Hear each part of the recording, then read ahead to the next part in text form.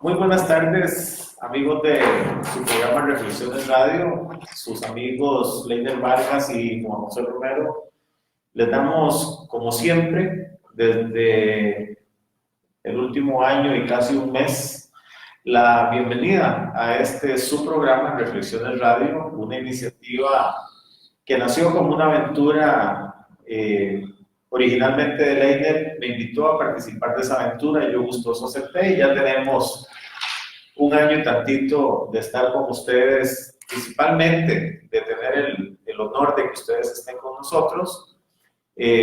Programa por el que han pasado, han desfilado importantísimos personajes de la vida académica, de la vida política y económica de este país, y también hasta con invitados internacionales. Entonces, agradecerles, recordarles que pueden acceder a nuestro programa desde la plataforma de Reflexiones Radio en Facebook Live, igual que lo pueden hacer nos pueden enviar sus comentarios por Twitter y por Facebook. Y recordarles también, muy importante, que este programa se reproduce los martes a las 3 de la tarde en Radio Surquí, en radiosurquí.com, que sigue siendo también nuestra casa de trabajo. Entonces, muy buenas tardes. ¿qué tal? Muy buenas tardes, Jota. Otra vez nosotros, como todos los lunes, muy entusiasmados de poder acompañarlos. Esta tarde decidimos nuevamente hablar nosotros hablar con ustedes también a través de la plataforma de la red social, porque el tema está candente. El tema que traemos hoy es: hablemos de los proyectos fiscales, y está candente, pero está en la fogata, ¿verdad? O sea, está ahí como cuando uno pone la carne en el asador y la deja digamos a fuego lento. Está ahí empezando a quemarse, ¿verdad?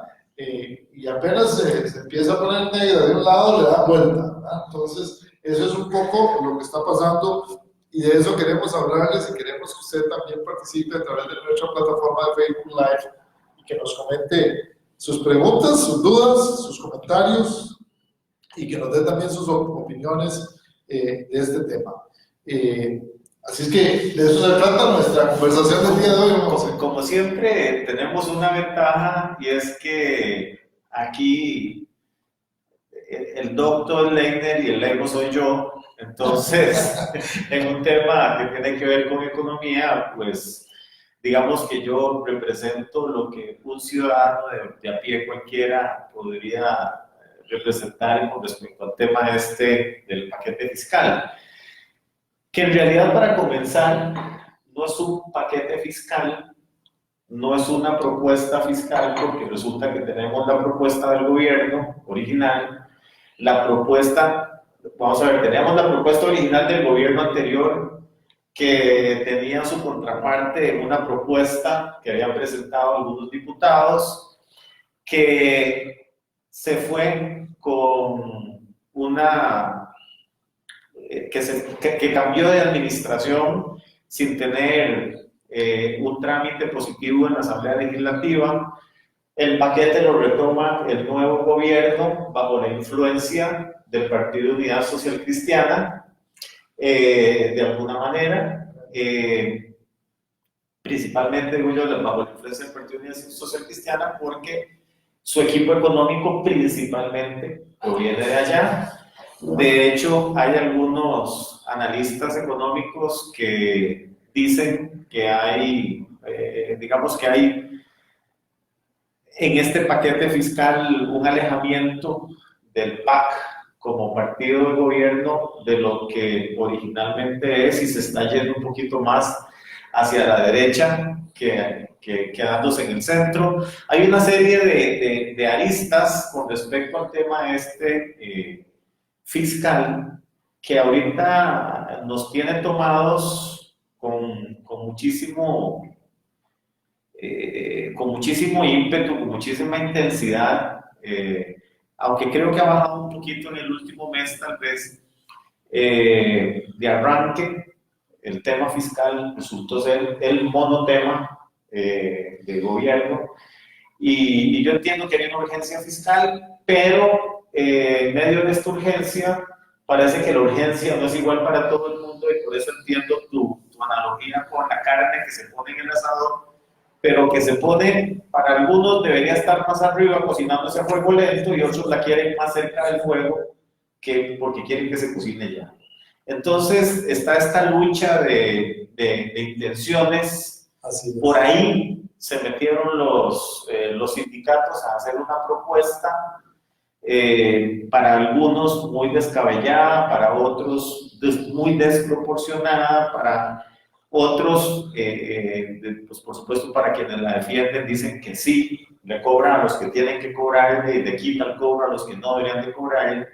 Pero precisamente, Leiner, en la columna que vos escribías, con un título bastante sugestivo, para no decir sarcástico, bastante sugestivo de En Carreta y Gritando, tocas el tema diciendo de que, bueno, ¿por qué tenemos, bueno, que se junta con otro que teníamos anteriormente, ¿verdad? En donde decías que todos los que van en el bus tienen que pagar, nadie tiene que bajar de gratis, nadie tiene que viajar de gratis.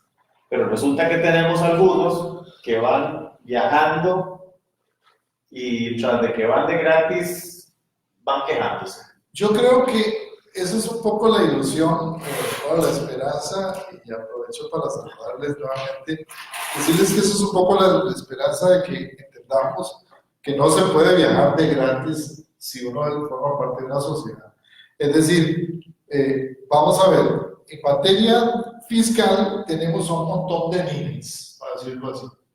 Tenemos, y no es que yo tenga nada en contra de los ninis, pero los ninis son aquellos que ni estudian, ni trabajan, que se quedan en su casa después de los 25 años y algunas veces llegan a los 35 y aún están en su casa, no se han casado, viven del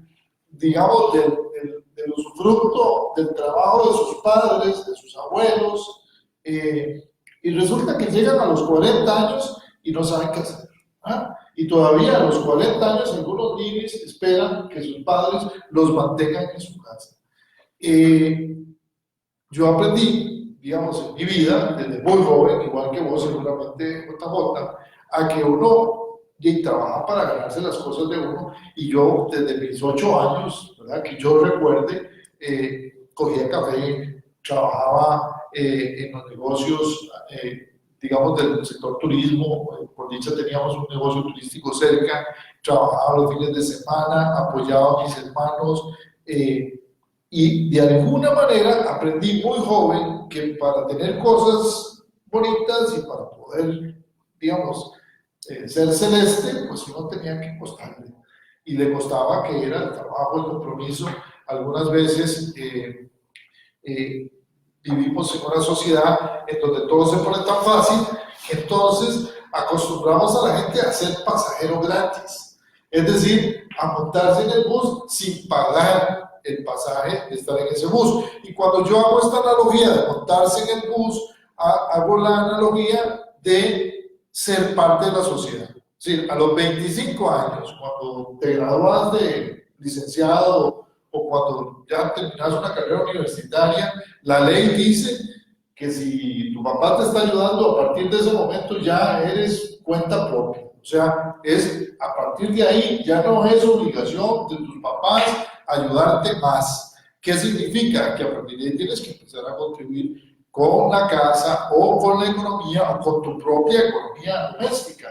Y nos pasa, ¿verdad?, que hay algunas empresas en el país, y yo hablo en el artículo último que mencionas, hay algunas empresas que quisieran pasar temporada tras temporada.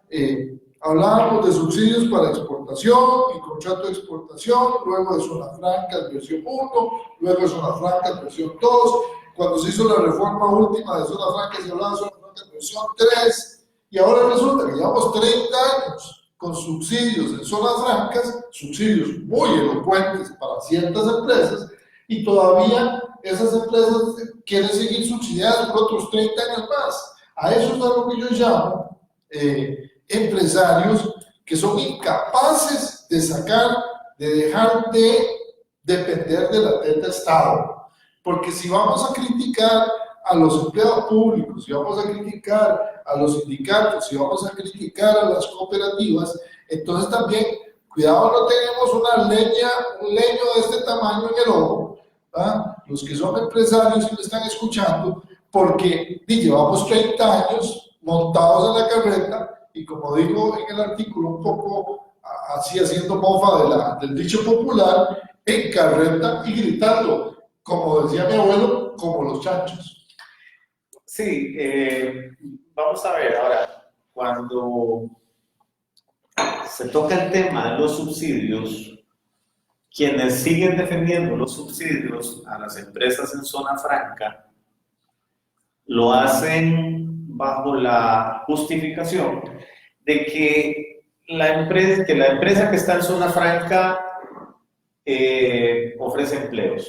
Así es. Que ofrece seguridad social, que ofrece una serie de cosas a los empleados. Que paga la luz, que paga el agua, que paga los empleados. Sí, que paga los servicios y que paga a los empleados. Razonablemente bien. Por lo menos cumple con el salario mínimo. Así es. ¿Okay? Que de hecho tal vez podríamos hablar más tardito de un artículo aparecido ayer en La Nación, escrito por el doctor Iván Molina, que está me pareció muy interesante y que me gustaría tal vez lo tocáramos más adelante. Entonces, hay una justificación de que es suficiente ese aporte y que existe el miedo de que si los soco con un poquito de impuestos, se desplazan hacia otro lado donde no se les cobre el impuesto, porque de por sí en otros lados la electricidad es más barata, la seguridad social o no existe o es más barata, y entonces los costos de producción son más cómodos. Y entonces el hecho de que están aquí porque hay seguridad jurídica, así es, ¿verdad? Porque tienen seguridad jurídica, porque les aseguraron que cuando iban a venir acá se les iba a respetar todo eso.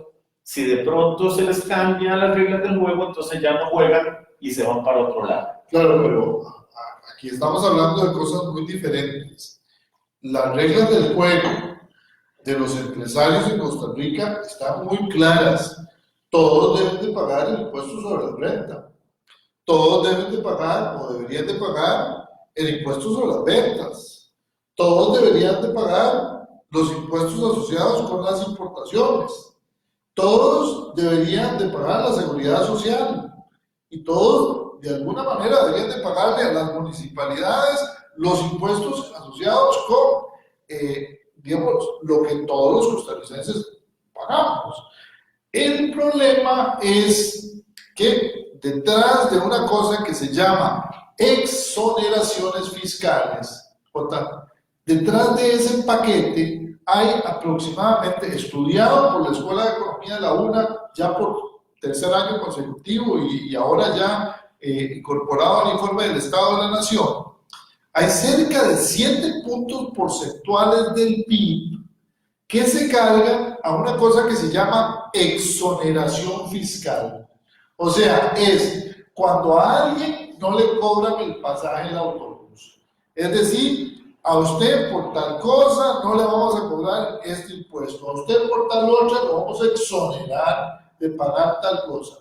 Resulta que de exoneración en exoneración, y para los que me escuchan, porque tengo muchos diputados, compañeros, algunos en aventuras políticas, otros de otros partidos que son mis amigos en Facebook, sabrán que durante muchos años el deporte favorito de los diputados era llevar un proyecto de ley para exonerar a alguien de algo, básicamente para exonerarle un impuesto a alguien asociado con un sector específico de interés. Yo no digo, Jota, y en el artículo queda muy claro, que a todo el mundo haya que quitarle esas exoneraciones.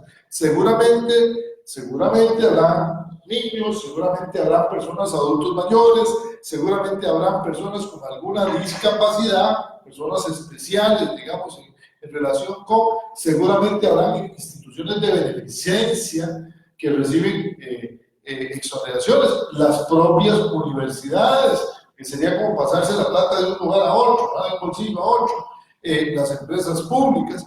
Pero resulta que tenemos en ese paquete de empresas, tenemos una lista de empresarios que es gigantesca, y de empresarios y de empresas privadas. Entre otras, las cooperativas, por ejemplo, que tienen una lista de exenciones importante, no pago de impuestos. Pero además tenemos empresas que están, por ejemplo, en zonas francas, que han recibido esa exoneración y que para irse cambiando simplemente de persona jurídica, se van moviendo en el tiempo y se van brincando de un lugar a otro, y al final resulta que esas pequeñas empresas que llegaron hace 30 años, con la amenaza que ya mañana nos vamos, le seguimos dando, le seguimos subsidiando los impuestos a empresas extranjeras que pagan sus impuestos además en otra parte del mundo, que no necesariamente es que no los pagan, sino que simplemente trasladan el pago de impuestos a otra parte. Y la verdad es que, claro que sí generan empleo, pero hay 1.200.000 empleos en empresas que están fuera de zonas francas. Cuando nosotros dejamos que el país se caiga y se desmorone por un problema fiscal, nosotros estamos diciendo que por salvar los 40.000 empleos de zona franca, entonces ahora vamos a tirar a la calle a 1,5 millones de personas que están del otro lado, porque el Estado se quiebra. O sea, le ha pasado a Grecia, le ha pasado a Italia, le ha pasado a Portugal, a Irlanda. El Estado quiebra si no hay plata. Y entonces, este llamado personal, que tal vez les puede sonar impopular, es un llamado a decirles: mire, señores, cuidado de ustedes por estar sacándole trapos sucios al sector público, a los pensionados de lujo, a los que están con salarios muy altos, etcétera. Empezamos a escarbar, y resulta que ustedes van en carreta y gritando, porque la verdad es que algunos de los empresarios de este país hace rato que no pagan impuestos. Ahora, de hecho, a finales del año pasado o a principios de creo que fue a principios de más bien, se dio la noticia de que había una serie de grandes empresas que reportaban cero utilidades. Sí. A pesar de tener ventas por varios cientos de miles de millones de colones, reportaban cero utilidades, pero por lo menos utilidades que no eran susceptibles del impuesto de renta. Tanto dentro como fuera de zonas del régimen de zona franca. Sí, por supuesto. Hay de todo. Entonces, también otra cosa que se dice dentro del ámbito de algunos economistas, analistas, y algunos ni siquiera analistas, sino gente que está inclusive en la academia, dicen que, bueno, si uno aprieta el zapato, usted lo que va a querer hacer es tratar de que el zapato no le apriete haciendo la cosa más liviana. Entonces saco de aquí, paso para el otro lado, y entonces no pago impuestos, pero eludo. Así es. Entonces, tal vez no evado, pero eludo. Y entonces, la cantidad de plata que se iba a venir en impuestos, en que yo estoy tratando de imponer, valga la redundancia, en impuestos, la voy a evitar. Los empresarios lo van a evitar por medio de procesos de elusión. Así es. La elusión que parecen muy legales. Entonces yo no sé si es que también hemos sido bastante laxos, y a eso quiero llegar, si hemos sido muy laxos también en los procesos de elusión, porque le permitimos, es una cuestión legal, cierto tipo de mecanismos para esconder, para evitar el pago de impuestos a partir de gastos que tienen algún sentido, que de cualquier manera siempre van a producir una ganancia. Volvemos a lo mismo, volvemos al mismo tema. Detrás de es el reporte de cero utilidades, ¿ah? De muchas empresas que reportan cero utilidades, ¿ah? Está un jueguito que es que estas empresas lo que hacen es transferir a través de ciertos mecanismos legales, ¿ah? Las posibles ganancias a los distintos dueños.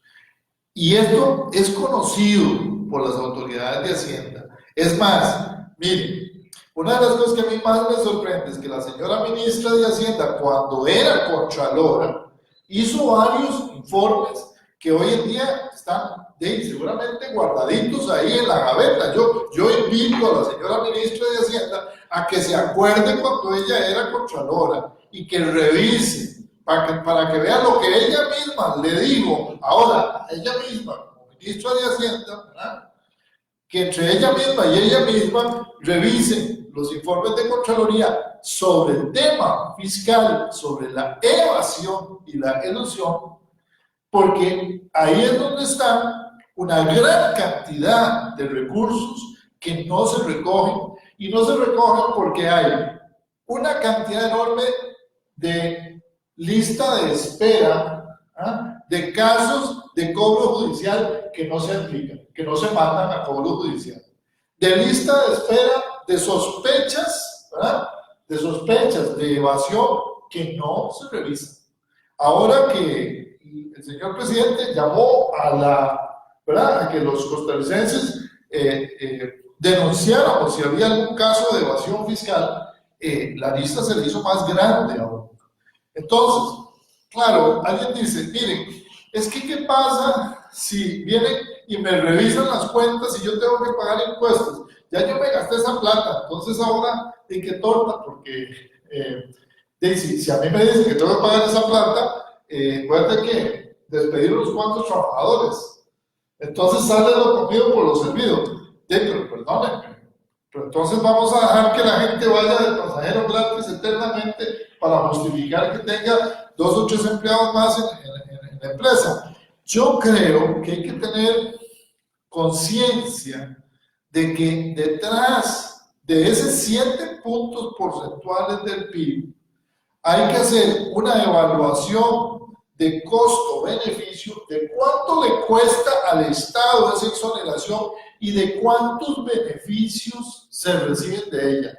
Porque es que ahora que, por ejemplo, a las universidades nos están cuestionando, ¿verdad? A mí me gustaría saber también cuáles son los resultados de esas exoneraciones fiscales. Y no lo digo por revancha, yo estoy, y lo digo en el artículo, estoy absolutamente de acuerdo en que se nos abra el abanico y se nos pidan cuentas. En el sector público deberíamos de dar muchísimo más cuentas de lo que hacemos, pero también las empresas privadas que reciben exoneraciones deberían de dar cuentas. Yo, por ejemplo, les tengo una propuesta muy particular en el caso de las cooperativas. Vean, primero, si una cooperativa ya lleva 40 o 50 años recibiendo beneficios, ¿será que ya esa empresa ya creció, ya se hizo grande, ya es un emporio? Entonces, ¿por qué no hacerlo por 10 o 15 años, pero contra la razón social nueva de una empresa? Es decir, contra una cooperativa que está naciendo, no contra todas las cooperativas, sino contra las nuevas empresas que están naciendo. ¿Por qué no, si una cooperativa necesita esa plata, capitalizar a favor del Estado? Es decir, lo que se le da a una cooperativa se puede convertir en capital y que esa parte pase a ser capital del Estado en la empresa, y también reciba el Estado, ¿verdad? El asilo de huérfanos, reciba también la base es pública, es muy importante. En muchos países en Asia, las empresas la capitalización de empresas le permite al Estado tener muchos recursos. En ese sentido, creo que tenemos que empezar a ser un poquito más vivillos, como decimos, en el sector público, y no creer que todos los subsidios o todas las exoneraciones y es que la palabra subsidio se había guardado en el diccionario por unos años, por la presencia del Fondo Monetario Internacional. Entonces, a la palabra subsidio le cambiamos de nombre, porque así le quitábamos ese elemento peyorativo que el Fondo Monetario Internacional le había puesto, y le llamamos ahora exoneración. Entonces, en lugar de subsidiarlo, lo exoneramos. ¿Qué significa? Es un asunto semántico. Usted tenía que pagar algo, ahora ya no me lo paga. Entonces yo le estoy exonerando. Antes era, usted tenía que pagar algo, entonces yo le doy la plata para que usted me lo pague. Eso se llamaba subsidio. Vea qué vaciló. Ahora lo exonero y entonces ya no es un subsidio. Sí. Ricardo Taylor nos plantea un tema bien interesante aquí en el Facebook Live que sería importante tocar, y es el tema de la eficiencia, digamos, en el sector público, de cómo de alguna manera el tema público hay que abordarlo desde esa perspectiva. Yo lo que diría, don Ricardo, para decirlo así, claro que sí, pero ¿cuánto tiempo vamos a tardar haciendo con comisiones? ¿Ah? Vamos a tardar haciendo el Estado más eficiente. ¿Me entendés, Jota? Sí, vamos a ver, el asunto en esto es, vamos a ver, cuando uno le habla, vamos a ver, cuando uno, me refiero al pueblo, le habla al gobierno sobre mejorar los mecanismos de control sobre la evasión y la elusión, se nos dice que eso lleva mucho tiempo, que es muy costoso, que la plata se ocupa ya y que por el medio del control de la evasión y la elusión es cierto que la plata se va a recuperar, pero a más largo plazo. Y como lo urgente, porque es lo urgente, es no dejar que el déficit fiscal alcance el 7%, entonces tenemos que recoger la plata ya. ¿Cómo recogemos la plata ya? Con impuestos, porque es la forma más rápida. Entonces, por eso viene todo el tema de que aquí es más fácil cobrar los impuestos pues a los que pagamos. Y a los que no pagan, que son los que van de gratis, a estos los vamos a ver un poquitito después. Pero por ahorita los que sí podemos pagar, en general los empleados públicos a los cuales se les descuenta el impuesto directamente, y a todos los que vamos a comprar a cualquier pulpería, o cualquier negocio que vamos a pasar de pagar el impuesto de consumo a un impuesto de valor agregado, y que vamos a seguir pagando una serie de impuestos que se nos va a subir el tiempo de jubilación, que se nos van a reducir las pensiones, etcétera, etcétera, etcétera. Todo este tipo de cosas se nos están cobrando a los que ya pagamos. Esto es como regañar a los que van a misa. Pero otra vez, uno podría decir, Jota, uno podría estar de acuerdo, podríamos estar de acuerdo. Yo creo que uno podría decir, bueno, mira, hagamos una tabla rasa, empecemos a ver cuánto es lo que hay que contribuir. En primera instancia, costarricenses, quienes nos escuchan a través del Facebook Live, en primera instancia hay que decir las cosas como son. Hace más de 4 años venimos en un nadadito en perro, digamos, con respecto a este tema. Por un lado, no queremos cobrar los impuestos como se tienen que cobrar. Por otro lado, no queremos pagar los impuestos como se tienen que pagar. Y además, tenemos un Estado que de alguna manera se ha vuelto un Estado bastante ineficiente en materia de gasto. Ahí tenemos el caso del Ministerio de Educación, en donde el superávit es abrumador, ¿no? Ya el ministro dice que él no cree en las estadísticas del ministerio, ¿no? Pero digamos el superávit del Ministerio de Educación es una cosa gigantesca. Y bueno, en otras instituciones, incluyendo esta, hay una situación difícil. Lo que digo es, nuestro Estado está de alguna manera ante una situación al borde del precipicio, porque si empieza a jalarle el rabo a la ternera por el lado del gasto y lo hace de manera muy fuerte, y puede terminar matando la gallina de los huevos de oro de este país, que ha sido la inversión en educación, la inversión en salud, la inversión en seguridad social, en condiciones para que tengamos una paz tranquila, ¿verdad? Y yo creo que ningún empresario que me esté escuchando quiere que nos pase lo que le está pasando aquí a los vecinos de al lado, ¿verdad? Yo recuerdo de un amigo que me dijo, mira, don Leiner, ¿y usted qué le parece si yo me voy para Nicaragua a un par de años? Lo que pasa es que usted va a tener más rentabilidad, ¿ah? Pero también va a tener más riesgo. Y hace unos días me lo topé en un restaurante y me dice, mira, qué dicha que me dijiste lo que me dijiste, porque la verdad es que yo estoy teniendo menos rentabilidad, pero estoy más tranquilo. O sea, al final de cuentas, imagínense lo que hubiera pasado si estuviera en este momento con una inversión de muchos millones en Nicaragua, como le ha pasado a varios, que sobre todo el sector turismo, que han hecho inversiones grandes y que ahora están cruzando los dedos porque la cosa se resuelve. El tema es, no son los buenos, el problema no son los buenos empresarios. En este país hay buenos y muy buenos empresarios que pagan al día, que trabajan bien, que innovan, que tienen buenas condiciones de trabajo, es más, que tienen esquemas de responsabilidad social, y conozco, y usted también, que trabaja. Es decir, el problema no es satanizar o hacer, como dice don Ricardo Taylor en su Facebook Live, no es satanizar y hacer una situación de sector público en contra del sector privado. El tema es de que de repente por el lado del sector público hay algunos vivillos que si tienen algunas pensioncillas de lujo y que tienen algunas cosillas ahí como que no va con el concepto de una convivencia en un país de clase, digamos, de renta media, y tampoco por el otro lado un montón de empresarios o un grupito de empresarios que ya tienen más de 30 años recibiendo subsidios y ahora le llamamos exoneraciones, porque son los mismos subsidios y al final de cuentas no pagamos el pasaje. Sí, yo creo que este tema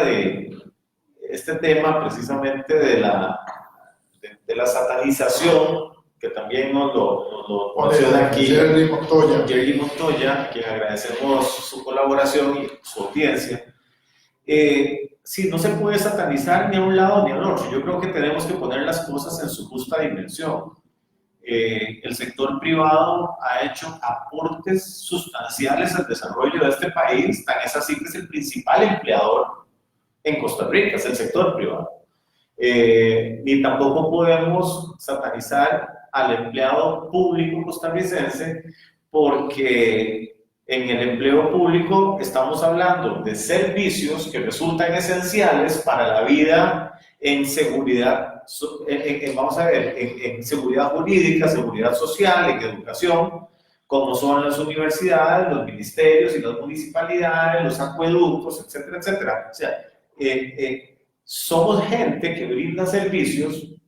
A mí me parece extrañísimo que la gente se alarme porque una universidad invierte el 80% de su presupuesto en recursos humanos, cuando nosotros lo que hacemos es dar un servicio que depende de las personas. O sea, aquí los edificios no dan clases ni atienden la investigación, todavía no hay robots, digamos, exactamente.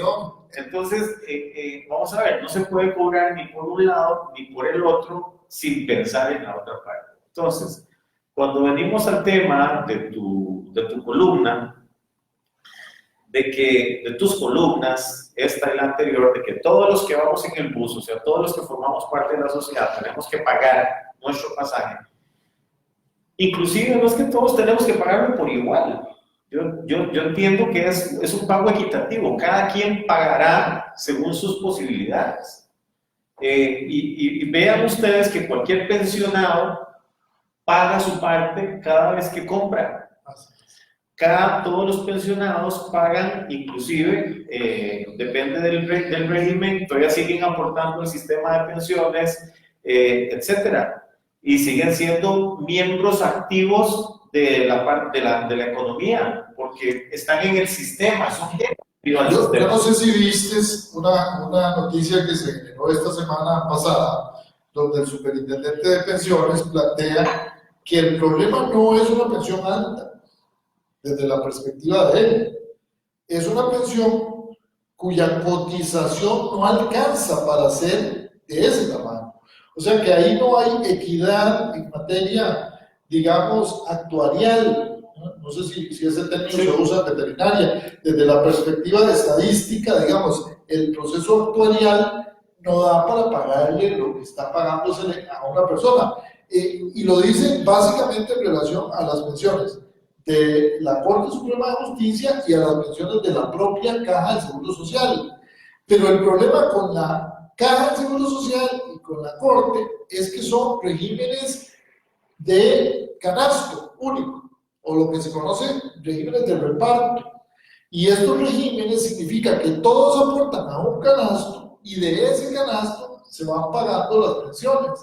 Cuando los regímenes son de trayectoria individual, por ejemplo, como el que vos y yo tenemos, de pensión complementaria, digamos, basado en el segundo pilar de la Ley de Protección al Trabajador, donde le rebajan a uno un cierto porcentaje y se lo van a ir cargando en la cuenta. No sé si en el caso mío la tengo en el Banco Nacional, no me están pagando el comercial, pero bueno, ahí hay varios bancos y la verdad es que yo decidí por este, pero resulta que en ese caso yo no voy a poder cobrar más de lo que al final tengo en la cuenta.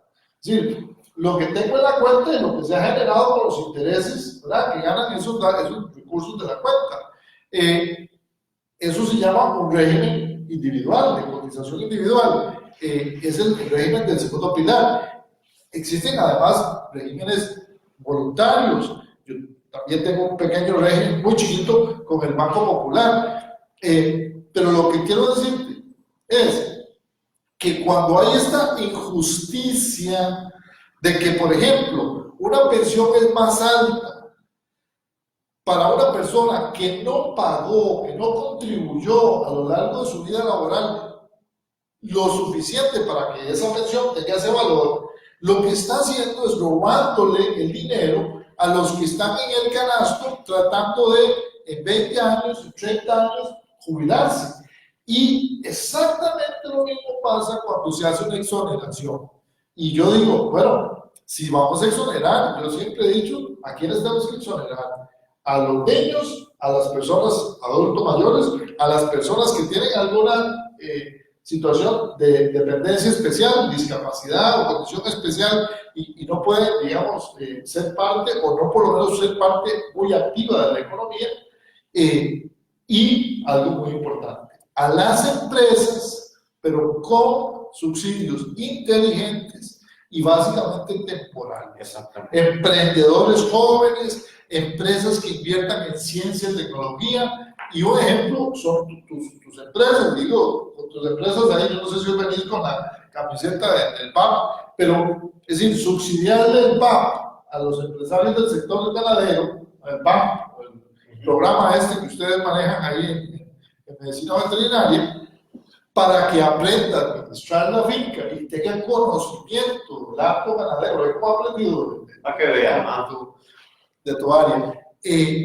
Y una vez que aprendió, perdón, viene la versión 2, y en la versión 2 del BAP, y también la quiere gratis. No, ¿verdad? La primera se puede entregar como parte del subsidio, la segunda, que la pague a partir de las ganancias que le genera esa modernización de la finca. Es decir, nosotros tenemos una... Gracias. Muchas gracias. Aprovechamos, gracias Silvana por traernos pancito.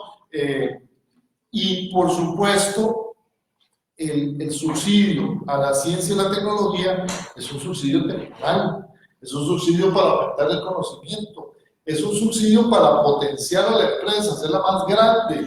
Entonces es un negocio. Yo siempre le digo, y bueno, lástima que no hemos podido convencer a un buen ministro de Hacienda de que sea ministro de Ciencia y Tecnología o al revés, ¿no?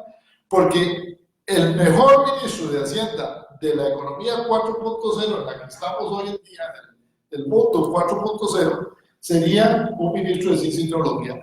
porque invertir en ciencia y tecnología, en innovación, en estos instrumentos de promoción fiscal, pero para que las empresas no se lleven esas utilidades para su país, o no se las encuaquen por ahí, o las empiecen a circular, a esconder, ¿verdad? Con el carrito para el dueño y con la casita en la playa. No, no. Para que de verdad las inviertan, esas generarían muchísimo más impuestos a futuro. Sí, yo lo que veo es que definitivamente con respecto al tema de las exoneraciones hay muchas justificaciones que podrían responder, por supuesto, a intereses políticos, intereses personales, favores, compadrazgos, y se puede poner de muchas maneras. Cuando una persona sabe que tiene que pagar X cantidad en impuestos sobre la renta y sabe que comprándose un vehículo nuevo y metiéndolo como parte de los activos de la empresa, ya baja el margen de ganancia de la empresa y a partir de ahí ya no paga impuestos sobre la renta, entonces es una manera de que elude el pago del impuesto sobre la renta, paga un impuesto por la compra del vehículo, lo cual es cierto. Digamos que paga un impuesto por otro, pero está adquiriendo un bien que ni siquiera probablemente aporta a la productividad de la empresa. Hay una forma tan sencilla como esta, y lo digo porque es muy conocida en el ámbito empresarial. En lugar de comprar carro, ¿no? Entonces lo que hago es que hago un leasing. Y el leasing lo cargo para la empresa. Y el carro te lo doy. Te trabaja para mí como gerente, mira, te doy el carro. Resulta que el carro lo está pagando la empresa, entonces vos tenés carro, pero está a nombre de la empresa, no me importa, al final vos tenés carro. Seguros, carro, gasolina, cuota de mantenimiento del carro y cuota del carro, todo lo paga la empresa. Al final es un salario para vos, salario en especie. Pero ese salario en especie no paga nada de cargas sociales, no paga nada harina, no paga nada de las tradicionales, digamos, cargas sociales. Pero peor aún, una casa vacacional. Y entonces le presenta una casa vacacional y todos los costos de la casa vacacional te resulta que pasan por pérdidas, ¿no? Por costos, costos de la empresa. Y claro, esos costos de la empresa al final traducen que cuando el balance llega, el balance del contador es cero, ¿ah? Pero nosotros sabemos que una cosa es el balance fiscal, digamos, para efectos fiscales, y otra cosa es el balance para efectos, digamos, individuales de cada uno de los dueños. O sea, la verdad es que cuando vamos, como dicen, poquito a poquito, desmenuzando el tema de las exoneraciones, nos damos cuenta de que hay un montón de pasajeros gratis que no deberían de ser considerados pasajeros gratis, que deberían de pagar un poquito más. Y cuidado, no, hasta se deberían de quitar esas exoneraciones. En este tema de las exoneraciones es más o menos como el tema de las instituciones públicas. Y yo hago el símil porque los que me escuchan, y vuelvo a repetir, sobre todo los que son diputados a la Asamblea Legislativa, miren, hay tantas instituciones como proyectos de exoneración fiscal hay. Entonces resulta que si hacen una revisión del número de proyectos de la Asamblea Legislativa para quitarle impuestos a alguna cosa, algún sector, algún grupo, algún actor de la economía, se van a dar ustedes cuenta. Solo revisen la lista de las exoneraciones que hace Recope, los subsidios cruzados que entrega Recope a un montón de empresarios privados y que lo pagamos vos y yo. ¿Dónde? Con el precio de la gasolina. Muy bonito, como decía, muy bonito.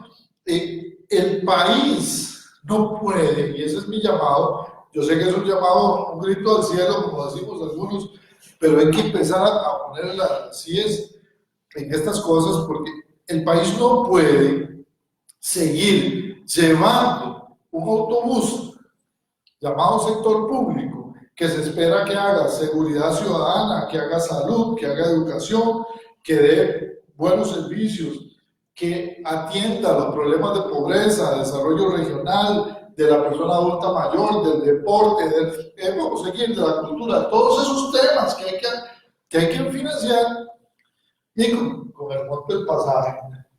Si el pasaje sigue reduciéndose, como viene en el primer semestre, por cierto, ahí venían los datos, una reducción sustancial en el primer semestre de los ingresos fiscales, como que la gente dijo, bueno, se acabó el gobierno, se acabaron dejamos de pagar. Hoy venía un comentario en la República muy interesante de que la economía supuestamente está creciendo al 4.2, pero la gente está sintiendo como que no crece. O sea, que la cosa no está como calzando. Los ingresos fiscales vienen cayendo, se está abriendo más informalidad. O sea, señores, de verdad, pongámonos serios. Sí, ahora vos en el artículo de que en Carreta y Gritando propones que, bueno, efectivamente se pueden dar algunos subsidios a algunas empresas en particular, principalmente cuando están en la etapa de germinación. Entonces, apoyar los emprendedorismos por cierto tiempo, por cierto monto y a ciertos grupos, y después de ahí el destete. Puede ser un destete, como decimos en veterinaria, puede ser un destete paulatino o puede ser un destete puntual. Yo lo ayudo por 5 años, a los 5 años lo dejo. O a los 5 años le bajo el subsidio al 75%, a los 7 se los bajo al 50%, después se los bajo al 25%, y en 10 años usted ya tiene que ser libre, y podría ser, pero que no sean eternos. Pero bueno, es una cuestión de... Con las cooperativas, nosotros tenemos grandes cooperativas de ahorro y crédito. Grandes cooperativas. Y agrícolas. Grandes cooperativas agrícolas. Sí, digamos, Los Pinos es un enorme, Cooperaire, Montecillos, o sea, hay un montón, con mucha historia. Y entonces uno dice, bueno, ¿será que no tienen que, o sea, que son justas, merecedoras de todos esos subsidios?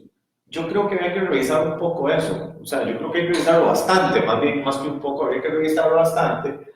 Porque si decimos que lo revisamos un poco, podríamos llegar a la conclusión de que sí es justo que se sirvan con todos los subsidios, o lo revisamos tan poco y decimos que tenemos que quitárselos todos, y podría ser peor el remedio que la enfermedad. Pero yo creo que sí hay que revisar esas cosas. Yo creo que... bueno, como que esa columna te convenció por lo menos en esa parte, ¿verdad? No, yo creo que sí hay que revisarlo, ¿no? Yo pago mis impuestos todos los meses. Todos los meses, y cuando yo tenía algún poco de alguna parte de ingresos extra de la universidad, cuando todavía no tenía mi dedicación exclusiva, ¿Vos estás con dedicación exclusiva? Sí, yo sé que vos no. Entonces, pues yo ofrecía servicios, hacía mis facturas y pagaba mis impuestos. Dicho sea de paso, en algún momento, hace como 3 años o 2, ¿cortaste? No, me sorprendió que precisamente los médicos veterinarios éramos los profesionales que más tributábamos en promedio con respecto al resto de lo que yo decía. Por Dios mío, y los psiquiatras, y los cirujanos plásticos, y estos, o sea, ¿cómo es que un veterinario? Por lo que nosotros cobramos, tributábamos cerca de 750,000 colones anuales, en promedio, yo sé, ¿y los otros qué? Me llamó muchísimo la atención, pero bueno, la cosa es que todos tenemos que pagar el impuesto en mayor o menor grado, todos tenemos que pagar. Ahora, como vos decías, bueno, si yo traslado mi inversión de un lugar al otro, buscando en este momento mayor exoneración, tengo que ver cómo anda el riesgo. Bueno, pues resulta que aquí les estamos ofreciendo seguridad jurídica, bueno, pero es cuestión de renegociar la cosa, hacer los estudios de beneficio-costo con respecto a, ok, como decíamos, como se ha dicho, y yo estoy también muy de acuerdo con eso. ¿Hay que cobrarle impuestos a la educación privada? Sí. ¿Hay que cobrarle impuestos a la salud privada? Sí, por una razón. A pesar de que yo siempre he dicho, es que la educación privada subsidia a la educación pública. La salud privada subsidia a la salud pública, eso es cierto. Pero necesitamos hacerle Un espejo. necesitamos hacerle una forma de trazabilidad. Exactamente. Y entonces no importa, cobrémosle el 1%. Pero si yo le cobro el 1%, o sea, ahorita con el 13% nadie me da factura. Pero con el 1% yo sí la pido. Vea, Y con eso me aseguro, perdón, que los 60,000 colones que me cobró el especialista traiga una factura. Una factura que por el sistema actual que tenemos ahorita va a ir a dar al Ministerio de Hacienda y tiene control cruzado. Ahorita no hay. Jotas, yo escribo estas dos columnas y se lo digo con claridad a los que me escuchas y a los que están en Facebook Live. Y lo digo con claridad, y si me invitan a la comisión de la Asamblea Legislativa se los voy a decir exactamente igual.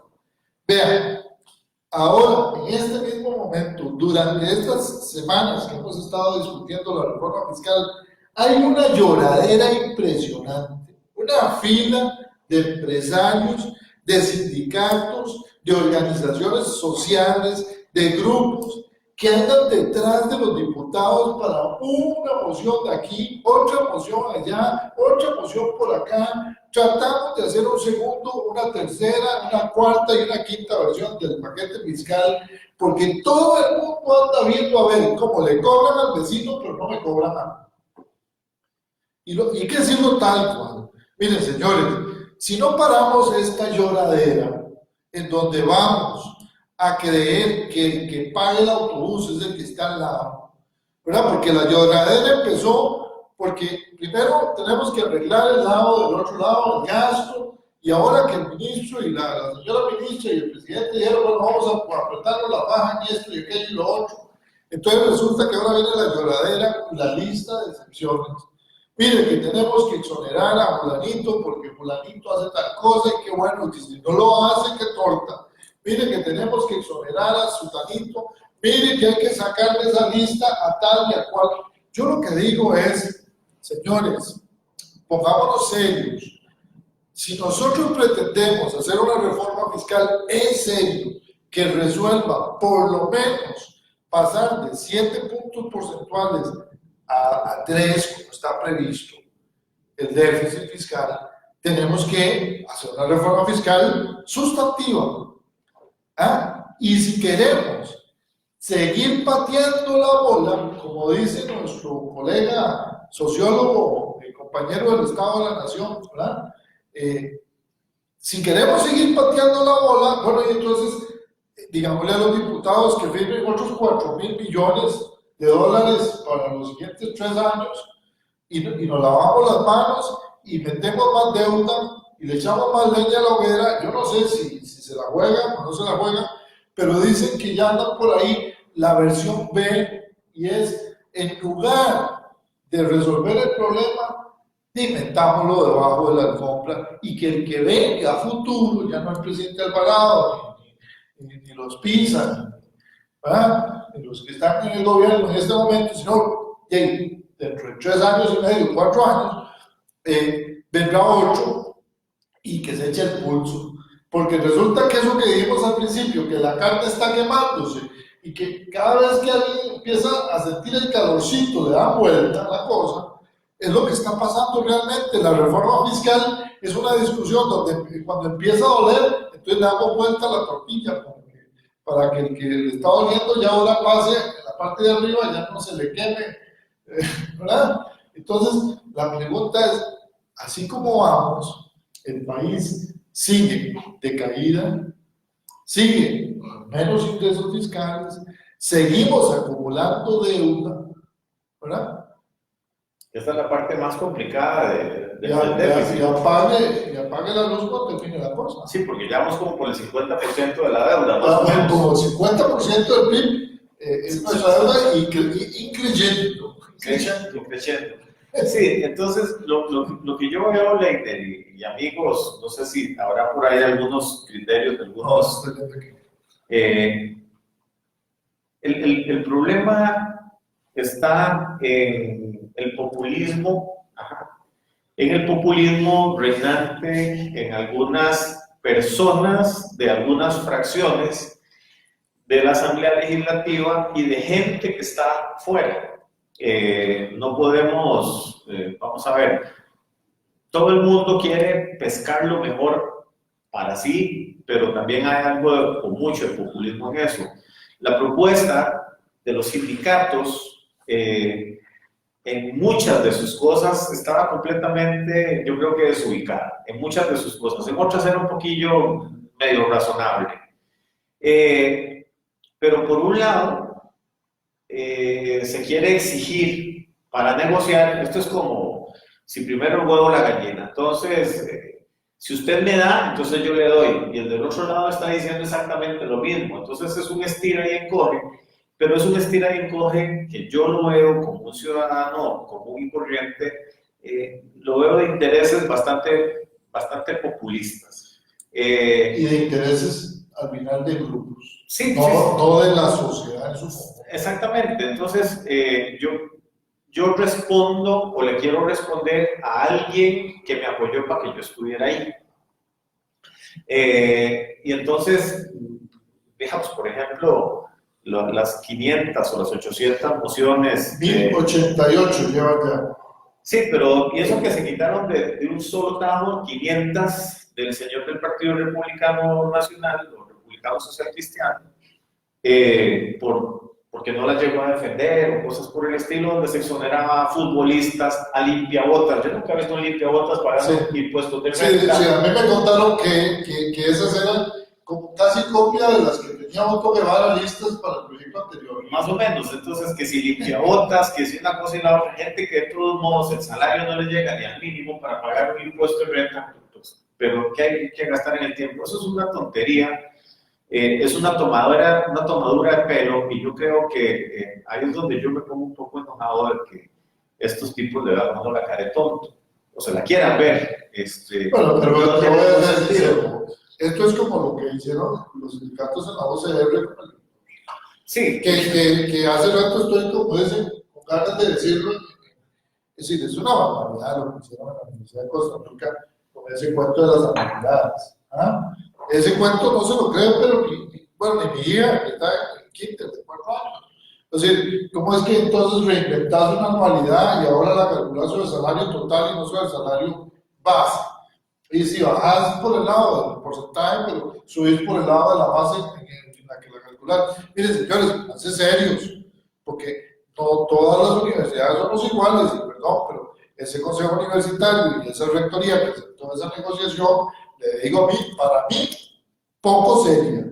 ¿Ah? Es decir, no merece respaldo popular una persona y un grupo en la rectoría que haga una propuesta de ese tipo, porque es querer tomarle el pelo a los costarricenses. Dicho sea de paso, hoy una aclaración de don Heli Jensen al respecto, y dice que históricamente así se ha pagado en la Universidad de Costa Rica. Esas son las cosas que uno dice, no se deberían decir, pero... entonces el 5,5 se pagaba sobre el salario total.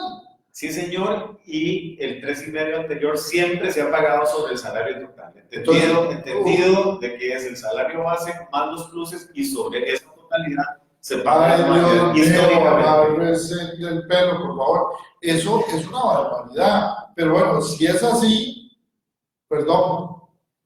Pero tienen razón los que reclaman. Eso obligaría a que alguien haga una huelga, porque resulta que en este país todo se resuelve cuando alguien hace una huelga. Pero hay algunas instituciones que merecen un poquito de limpieza hacia adentro, ¿verdad? Sí, yo creo que nos desviamos un poquito del tema. Nos desviamos un poquito del tema. Yo sé que todos tenían ganas de decirlo. Yo creo que tampoco podemos perder la perspectiva. Hay mucho, y yo creo que ya tenemos que ir cerrando, y tal vez o sea, yo sé, hay mucho que decir, o sea, hay mucho que ver hacer una introspección en las instituciones. La Universidad Nacional no se escapa a ello. Leía el sábado o el domingo un bonito comentario, una bonita remembranza que nos hacía don Víctor Julio, el señor decano de la sede de Brunca, Chortega, a quien le mandamos un saludo muy cordial, sobre los logros de la Universidad Nacional en esa región. Y solo en una región, y nos mencionaba una lista maravillosa de logros. Trabajando con las uñas, o sea, un incremento del 142% en la matrícula, claro, con nuevas instalaciones en Liberia, con mejoras en las instalaciones en Nicoya, con un crecimiento importante en el cuerpo docente, en la calidad del cuerpo docente, cosas maravillosas que se han hecho en los últimos 10 años. Inclusive aprovechando y felicitando a dos, tres de los académicos que ya han logrado su ascenso a catedrático, y eso es una gran dicha, no solo porque mejoran su condición individual, sino porque no es lo mismo estar en manos de un licenciado que estar en manos de un profesor que ya tiene esa categoría. Sí, igualmente, que por cierto, a José Luis Díaz, que sé que nos está acompañando, ahí lo vi dentro de los que estaba el señor decano, José Luis Díaz, decano de la sede de Brunca, que por cierto, el miércoles voy para allá, entonces probablemente nos tomamos un café. Sé que si nos ponemos a hacer el recuento de lo que la sede de Brunca ha hecho en los últimos 10 años, nos vamos a dar cuenta de las cosas maravillosas que se hacen. También ha habido un alto incremento de la matrícula, ha habido una mejora en la calidad de los profesores. Pero es un hecho que a pesar de todo eso, hay cosas que no estamos haciendo bien dentro de la universidad. Hemos sido también incapaces de hacer cierta gestión y eso no lo podemos esconder. Eso no se puede esconder. Pero nosotros no hemos hecho esa cosa como que las normalidades se calculan su salario total. Yo estoy de acuerdo. Eso es una cosa que a mí me parece que eso debería de llegar a la Contraloría General de la República porque qué barbaridad. Son la Contraloría General de la República la que autoriza esos presupuestos. Sí, lo que pasa es que desgraciadamente pasó primero por un Ministerio de Trabajo. Así es. Que le dio el visto bueno a esa convención colectiva que toma, alguna vez nuestro amigo Álvaro Madrigal me corrigió porque yo decía que tenía rango de ley. Tiene un nombre en particular, pero al fin y al cabo tiene un rango de ley. Es una ley de la República. Una ley inferior que llama. Ajá, ok.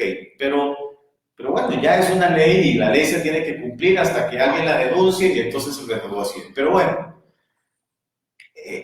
la cosa de eso vamos a tener que hablar. Vamos a hablar después. De eso tenemos que hablar después. Entonces, igualmente, pues sí, yo estoy muy enojado con lo que está pasando en la Corte Suprema de Justicia. Yo estoy muy enojado con el señor Chinchilla, con la señora Arias. Estoy muy enojado de la tomadura de pelo que nos hacen a mí, no sé qué me tomarán, pero cuando inmediatamente me acojo a una pensión temprana a los 55 años, a pesar de que tengo que pagar el impuesto solidario sobre el 75% y cosas por el estilo, por amor a Dios, es que es una pensión, es una cesantía sobre los últimos 20 salarios, no sobre los últimos 240 como los vamos a tener vos y yo y la mayoría de los empleados públicos y privados de este país. O sea, son cosas que yo sé que están muy mal. Son cosas que nos tienen muy enojados, pero vamos a ver, con todo y todo, tenemos que pagar los impuestos que nos tocan, a todos. Tenemos que cobrarle los impuestos a los que les toque pagar, a todos. A mí me los cobran y me los cobran mensualmente. Cualquiera puede decir, bueno, es que por un lado se los doy, por otro lado se los quito. Es como estarle dando vuelta, pero los pago. Ahora, lo mismo sucede con las empresas. Usted le está dando el subsidio por un lado, pues cobre el impuesto sobre la ganancia en la producción que tuvo por ese subsidio, por esa exoneración. Entonces, para quitarle la palabra subsidio y darla como exoneración o viceversa. Yo creo que definitivamente, amigos y Leiner, el tema da para mucho. El tema para muchos será preocupante. Hay una asfixia fiscal. Sí, efectivamente, ya la proporción de la deuda con relación al PIB alcanza casi el 50%. Se dice que cuando alcanza el 60% estamos en la quiebra, porque prácticamente los ingresos no alcanzan para el pago de la deuda y para salir con los gastos ordinarios, etcétera, etcétera. Los economistas, ustedes saben muchísimo más que uno. y nos estamos acercando.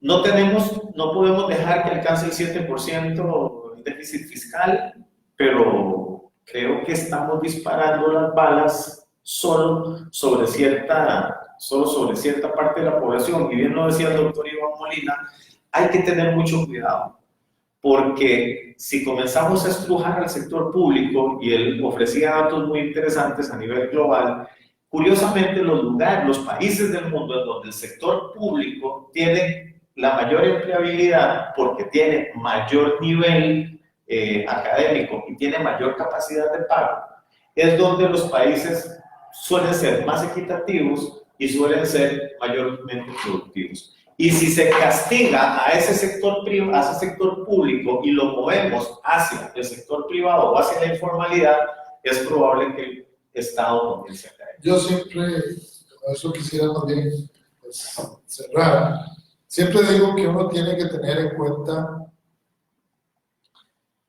que los subsidios o las exoneraciones deben de ser temporales.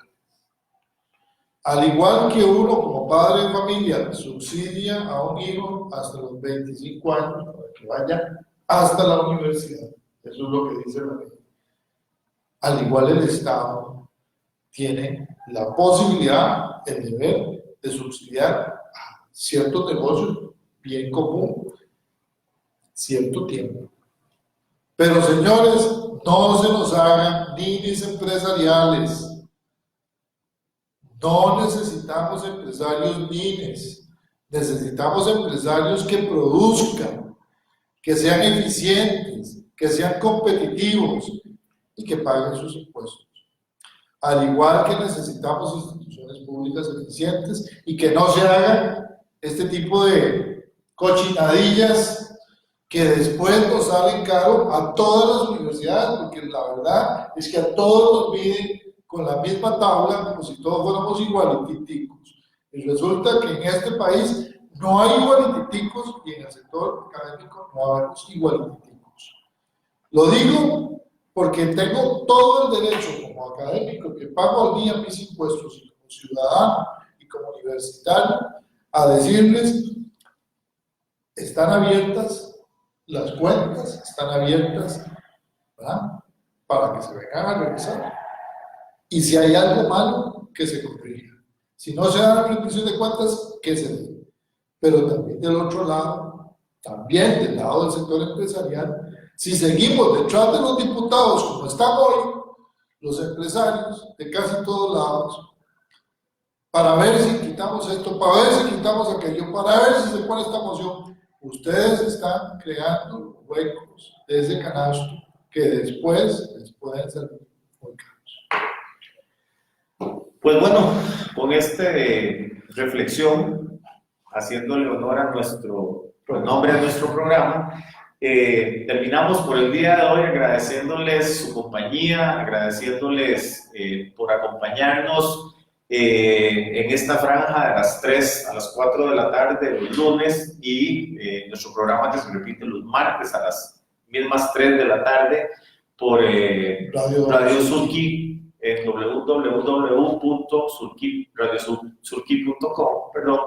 Agradeciéndoles también por los comentarios que hemos recibido al Facebook Live y invitándolos para tener su compañía de hoy en 8 días, igual a las 3 de la tarde, con un invitado especial, en un programa que sabemos que les va a agradar muchísimo.